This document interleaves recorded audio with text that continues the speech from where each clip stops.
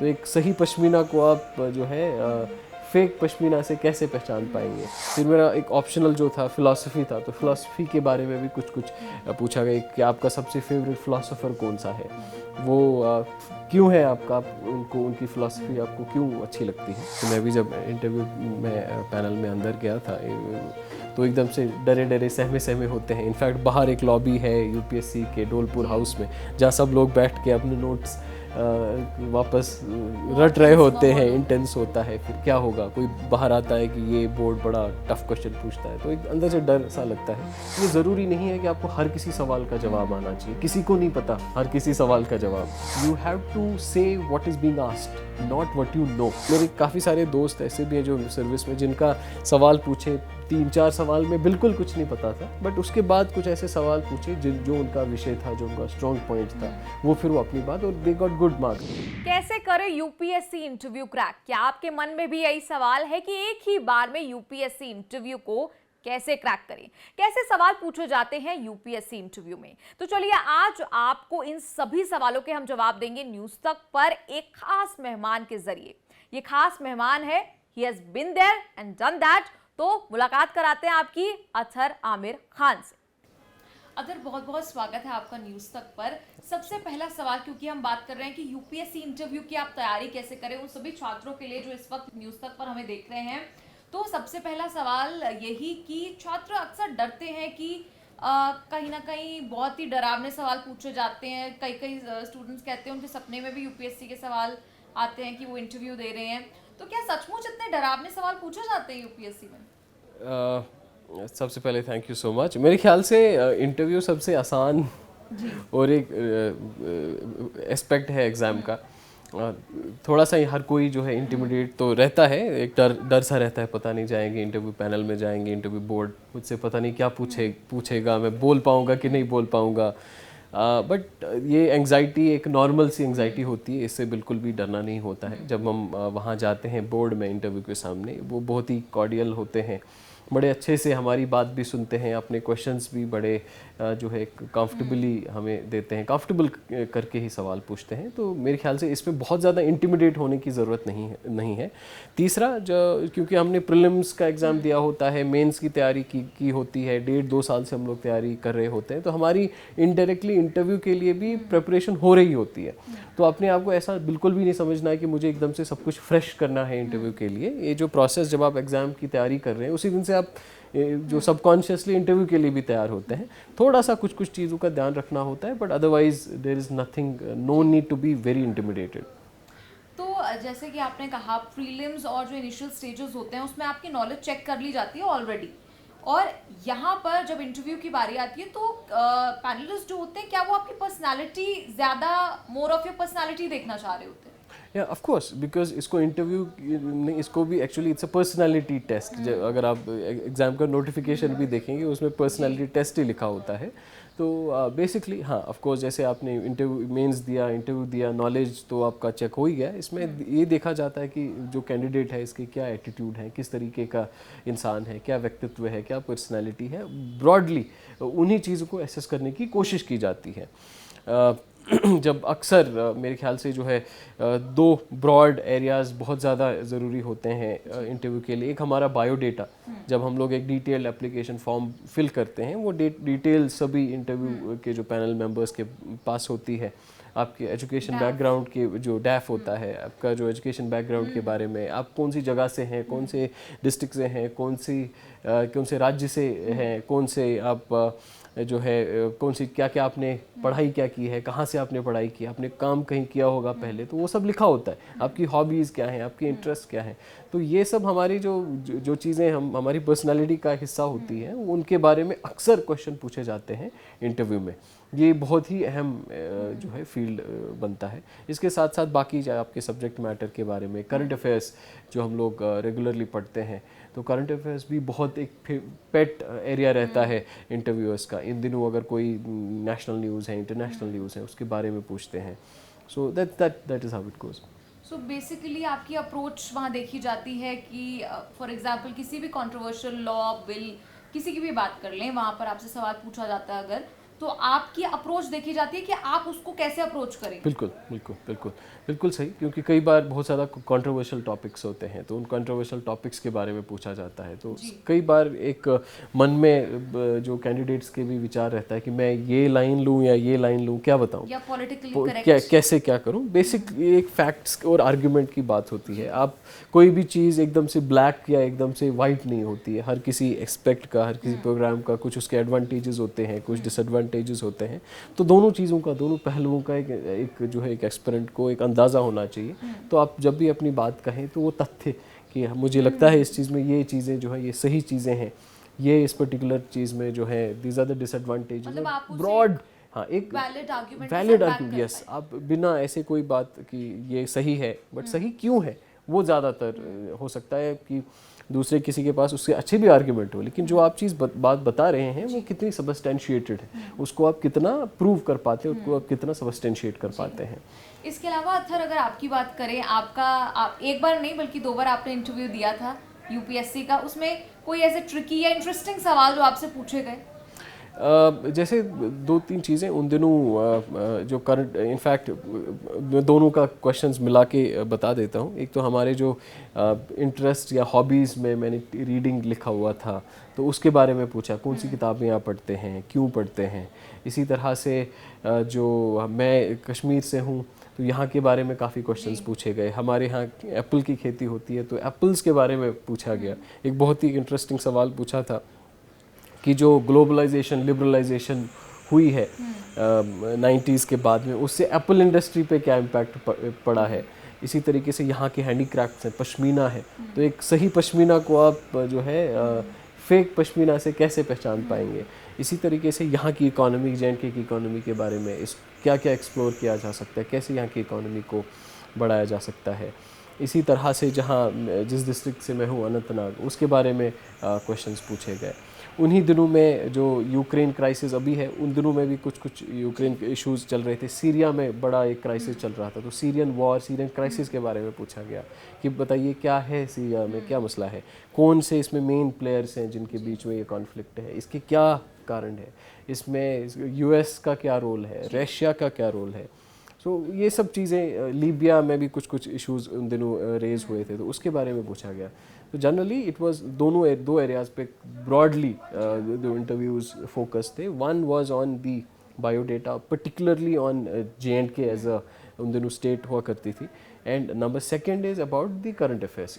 इसके बारे में ज़्यादातर पूछा गया। फिर मेरा एक ऑप्शनल जो था फ़िलासफ़ी था, तो फ़िलासफ़ी के बारे में भी कुछ पूछा गया कि आपका सबसे फेवरेट फ़िलासफ़र कौन सा है, वो क्यों है आपका, उनकी फ़िलासफ़ी आपको क्यों अच्छी लगती है।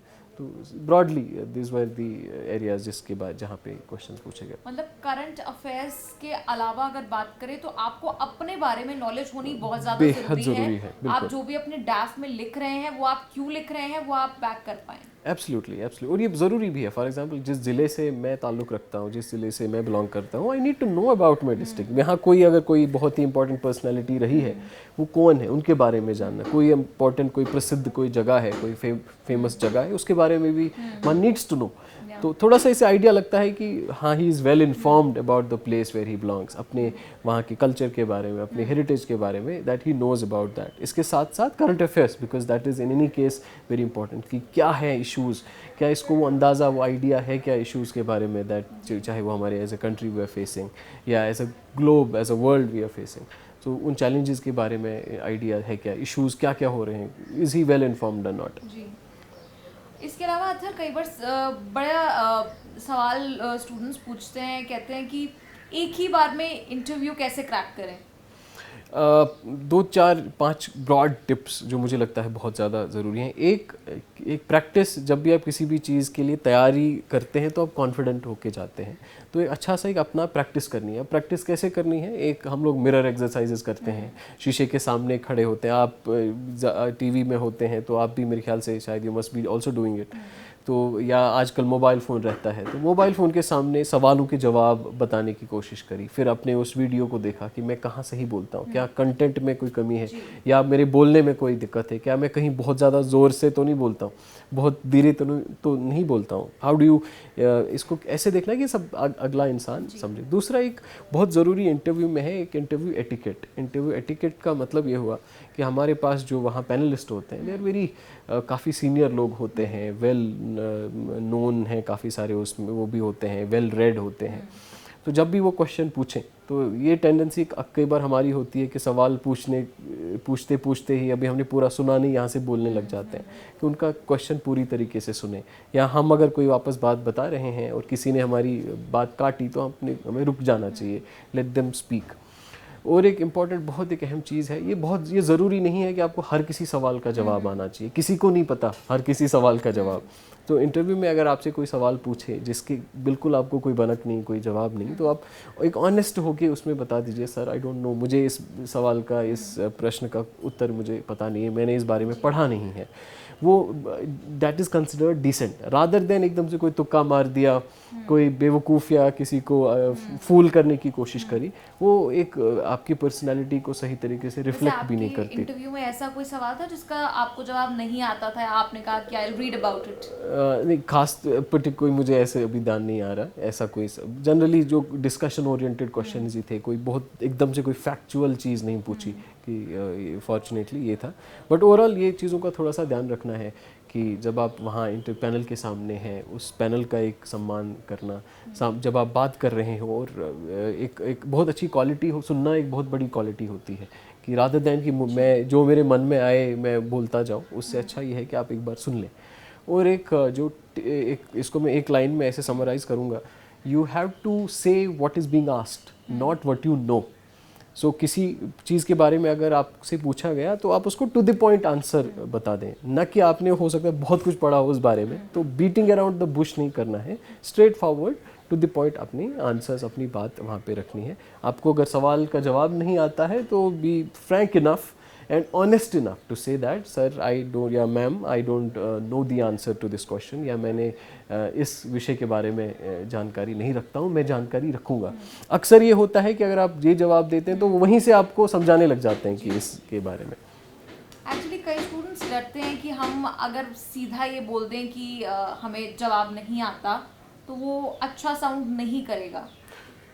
नहीं, ये भी डिलेमा रहता है कहीं ना कहीं। इसमें डिलेमा रखने की बिल्कुल कोई ज़रूरत नहीं है। अगर मतलब एक रैंडम आप आंसर दे दे कुछ भी जो थोड़ा सा इडियोटिक में भी साउंड कर जाए। हाँ, मैं वही चीज़ जो कह रहा हूँ कि ये चीज़ हमें समझने की ज़रूरत है कि ऐसा कोई शख्स दुनिया में नहीं होगा जिसको सभी प्रश्नों का जवाब पता होगा, सभी सवालों का जवाब पता होगा। एक ऑनेस्टी और जो बेटर तरीका यही, अगर आप किसी सवाल पूछा कि आपको नहीं पता है तो आप ऑनेस्टली बता दीजिए, सर मुझे इसके बारे में अनफॉर्चुनेटली आई एम सॉरी, मैंने इसके बारे में पढ़ा नहीं है, या ये मुझे ध्यान में नहीं आ रहा। उसमें कोई संकोच नहीं है, कोई गलती नहीं, कोई इसको नेगेटिवली नहीं मानता है।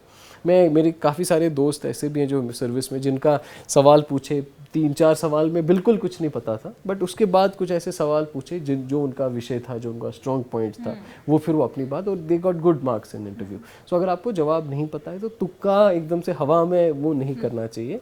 बेहतर यही रहता है कि आप बता दीजिए कि सर मुझे इस बारे में पता नहीं है, या किसी कोई ऐसा क्वेश्चन हो जिसमें आपको थोड़ा बहुत पता है तो आप बता सकते हैं, सर मुझे पूरी जानकारी नहीं है इस बारे में, लेकिन मैंने सुना है कि ये जो है, जितना आपको पता है उतना आप बता सकते हैं।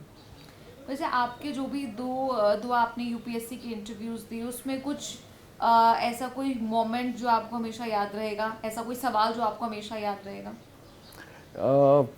कोई एक पर्टिकुलर सवाल नहीं, बट ओवरऑल एक एक्सपीरियंस जो लेके जाता है, कि जैसे मैंने भी कहा कि मैं भी जब इंटरव्यू में पैनल में अंदर गया था तो एकदम से डरे सहमे होते हैं। इनफैक्ट बाहर एक लॉबी है यूपीएससी के डोलपुर हाउस में, जहाँ सब लोग बैठ के अपने नोट्स वापस रट रहे होते हैं, इंटेंस होता है। फिर क्या होगा, कोई बाहर आता है कि ये बोर्ड बड़ा टफ क्वेश्चन पूछता है, तो एक अंदर से डर सा लगता है। लेकिन फिर जब अंदर गए तो जिस तरीके से कंफर्टेबल किया, जिस तरीके से सवाल पूछे, जिस तरीके से सुना, तो मेरे लिए एक बहुत ही एक जो इंस्पायरिंग मोमेंट भी था कि ये they are not there, they are not judging you. वो आपको एकदम से ऐसा नहीं कि तुम्हें आता नहीं है, कोई डिस्करेज करने के लिए वो लोग नहीं बैठे हैं, वो आपको भी इनकरेज ही करते हैं और आप में they make you feel comfortable. In fact आप में वो हिम्मत भी दे देते हैं कि आप उनको अच्छे तरीके से पैनल को फेस कर सकें।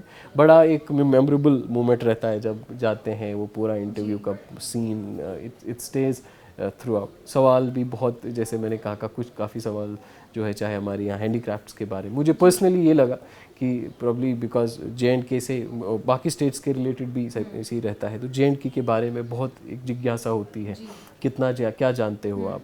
मैं इनफैक्ट जब पहली बार मैं ज्वाइन किया था तब मैं रेलवेज़ में, इंडियन रेलवे ट्रैफिक सर्विस में था, तो सेकेंड टाइम पे तो रेलवेज़ इज़ अगेन, क्योंकि काम किया तो 6-7 महीने वहाँ पे थे, तो रेलवेज़ के बारे में भी क्वेश्चंस पूछे थे। तो ओवरऑल एक हॉलिस्टिकली आपकी खुद की पर्सनालिटी, आपके खुद के बायोडेटा के बारे में, आपके जो है प्रेजेंट टाइम के करंट अफेयर्स के बारे में, आपने कोई एक्सपीरियंस, कोई काम किया होता है उसके बारे में, these are the areas where one has to focus. And another thing, body language की अगर बात करें तो क्या कुछ बॉडी लैंग्वेज, क्योंकि सबसे पहले आप एंटर करते हैं, आपकी बॉडी लैंग्वेज भी काफ़ी कुछ बता देती है पैनलिस्ट को, तो वो कितनी ज़रूरी?